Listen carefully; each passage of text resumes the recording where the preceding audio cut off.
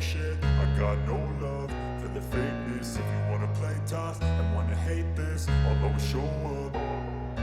I don't ever slow up, no I don't take shit. I got no love for the fakeness. If you wanna play tough and wanna hate this, I'll always show up and make a statement. I don't ever slow up, no I don't take shit. I got no love for the fakeness. If you wanna play tough and wanna hate this, I'll always show up and make a statement. Everything I do so instinctive and so passionate. Every word I move so descriptive like an adjective. I got a vendetta against people who patented being negative when you should be getting after it. I got facts over tracks, this and that. Spitting slow, spitting fast. I could roast, I could gas. Think I'm okay at last, but I don't know if that can erase all the past. And the pettiness, a reflection of the emptiness. Hilarious, you think you're worth my time, you're delirious. Mysterious, because you hide behind a fake exterior. Inferior, you know I'll always be a bit superior. Get off of me, this ain't no humble brag. I want you to hear. What's up mga idol, ito naman po ang pinakamalupit at pinakamodernong prototype po lang yan. Ibig sabihin, nasa planning stage pa yan. Ginagawa pa na yan, binubuo ng CF Moto. Yan po ang SRC21. So ito po yung nag-trending na bagong lalabas at papalit or big brother ni SR300. Ibig sabihin, mas mataas na displacement po ang inaasahan natin para sa bago at modernong motor na to. Well, nakita man po ninyo kung gaano po kaganda, kalupit ang kanyang pagkakadisenyo. At kita naman po ninyo yung mga ginamit na components at mga parts dyan. Grabe. Kita nyo yung kanyang pinaka parang panel board. Grabe idols. Parang TFT panel na po yan. Napakaganda ng kanyang instrument panel. Plus yung kanyang handlebar. Mga stick, aluminum made pa ata itong ginamit nila. At yung kanyang suspension sa harapan. Yan, siyempre upside down fork yan. Gold color. Pagdating sa kanyang disenyo sa wheels, grabe, astig din mga idols. So itong bagong modelo na to from CF Moto, well, abangan po natin kung ano yung magiging final version nito.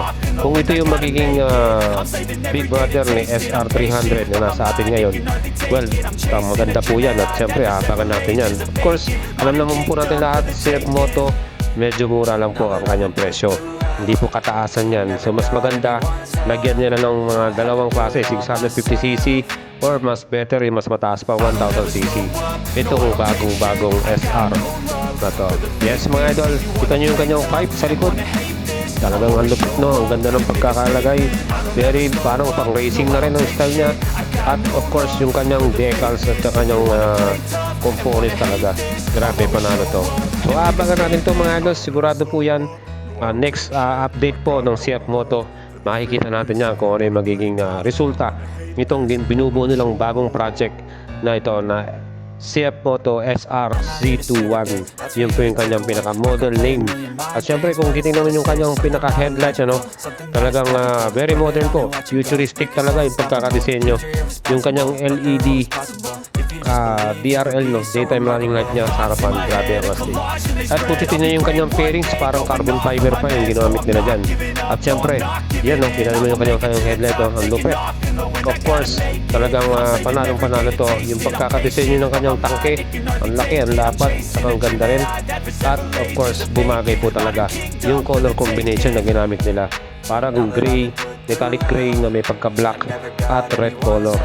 Siyempre mga idol, super astig niyan. Of course, alam naman po natin lahat, CF Moto, marami na po silang mga well-known brand sa atin. At siyempre marami pong bumili niyan, gaya ng NK400, yung kanilang NK series at yung kanyang SR series, yung kagaya ng SR300 na nasa atin ngayon.